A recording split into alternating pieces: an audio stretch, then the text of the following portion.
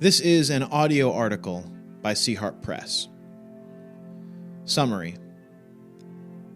When we look at Christians and Christianity today, it is easy to be discouraged. But in this short work, taken from his introduction to On the Incarnation, C.S. Lewis offers a profound word on how we can find hope and encouragement in an often overlooked place. In Defense of the Reading of Old Books by C.S. Lewis.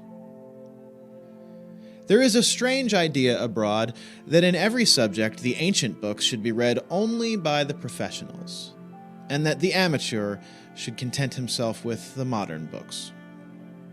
Thus, I have found as a tutor in English literature that if the average student wants to find out something about Platonism, the very last thing he thinks of doing is to take a translation of Plato off the library shelf and read the Symposium. He would rather read some dreary modern book 10 times as long, all about isms and influences, and only once in 12 pages telling him what Plato actually said. The error is rather an amiable one, for it springs from humility. The student is half afraid to meet one of the great philosophers face to face. He feels himself inadequate and thinks he will not understand him. Man, just because of his greatness, is much more intelligible than his modern commentator. The simplest student will be able to understand, if not all, yet a very great deal of what Plato said. But hardly anyone can understand some modern books on Platonism. It has always, therefore, been one of my main endeavors as a teacher to persuade the young that first-hand knowledge is not only more worth acquiring than second-hand knowledge, but is usually much easier and more delightful to acquire. This mistaken preference for the modern books and this shyness of the old ones is nowhere more rampant than in theology. Wherever you find a little study circle of Christian laity, you can be almost certain that they are studying not St. Luke or St. Paul or St. Augustine or Thomas Aquinas or Hooker or Butler, but Monsieur Berdiev or Monsieur Marcion or Monsieur Niebuhr or Miss Sayers or even myself. Now this seems to me topsy-turvy. Naturally, since I myself am a writer, I do not wish the ordinary reader to read no modern books.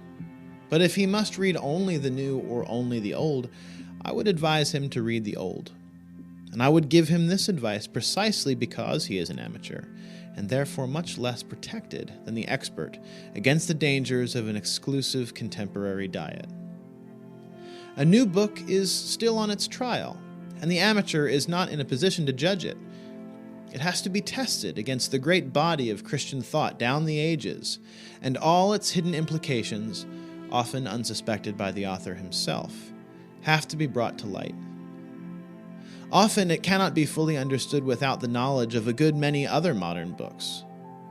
If you join at 11 o'clock a conversation which began at 8, you will often not see the real bearing of what is said. Remarks which seem to you very ordinary will produce laughter or irritation, and you will not see why. The reason, of course, being that the earlier stages of the conversation have given them a special point.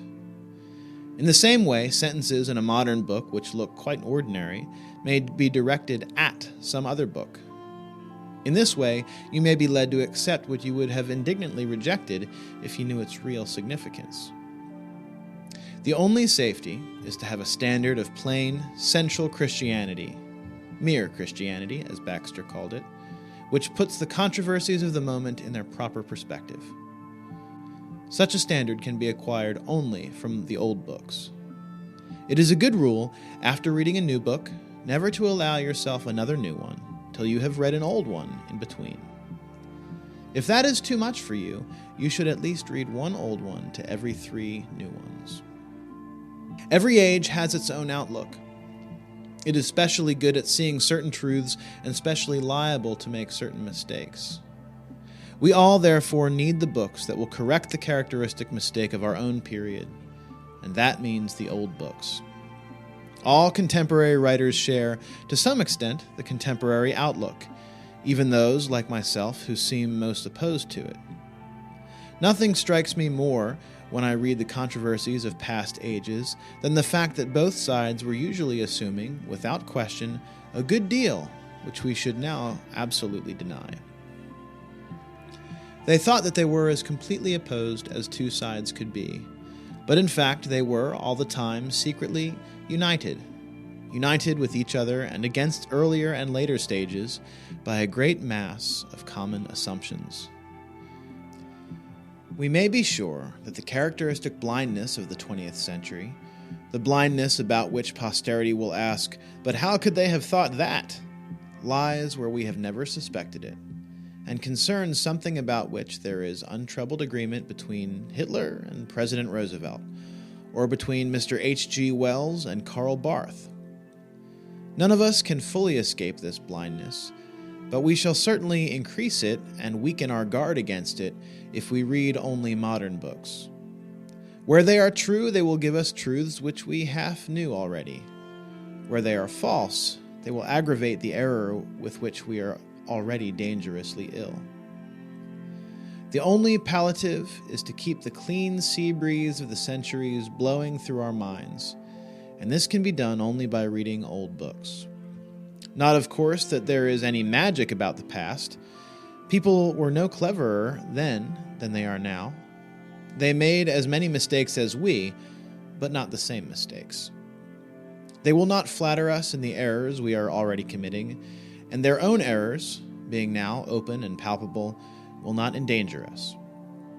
Two heads are better than one, not because either is infallible, but because they are unlikely to go wrong in the same direction.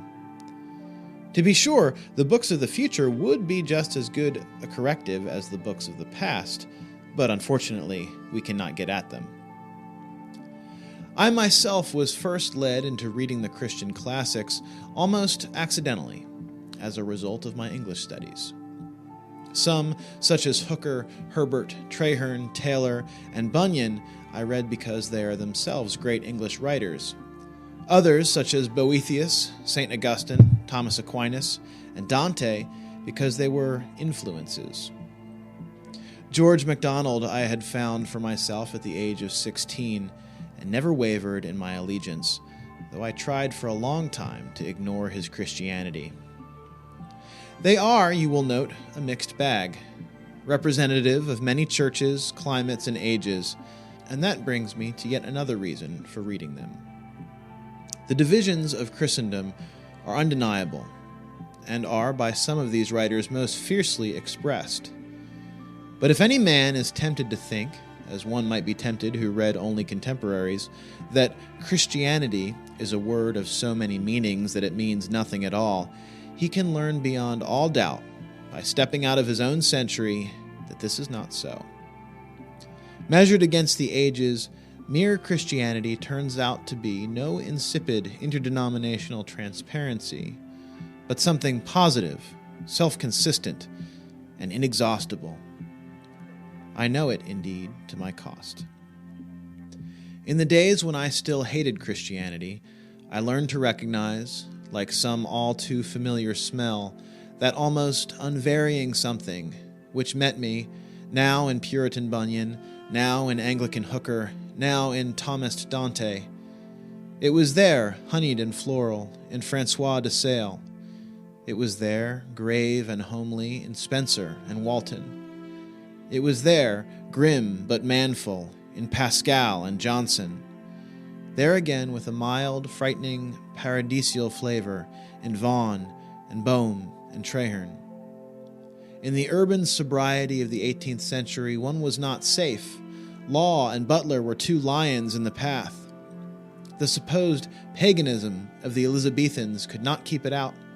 It lay in wait where a man might have supposed himself safest, in the very center of the Fairy Queen and the Arcadia. It was, of course, varied, and yet, after all, so unmistakably the same, recognizable, not to be evaded, the odor which is death to us until we allow it to become life. An air that kills from yon far country blows.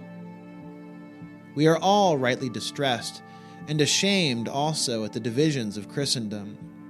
But those who have always lived within the Christian fold may be too easily dispirited by them. They are bad, but such people do not know what it looks like from without. Seen from there, what is left intact despite all the divisions still appears, as it truly is, an immensely formidable unity. I know, for I saw it, and well our enemies know it. That unity any of us can find by going out of his own age. It is not enough, but is more than you had thought till then. Once you are well soaked in it, if you then venture to speak, you will have an amusing experience. You will be thought a papist when you are actually reproducing Bunyan, a pantheist when you are quoting Aquinas, and so forth. For you have now got onto the great level viaduct which crosses the ages and which looks so high from the valleys, so low from the mountains, so narrow compared with the swamps, and so broad compared with the sheep tracks.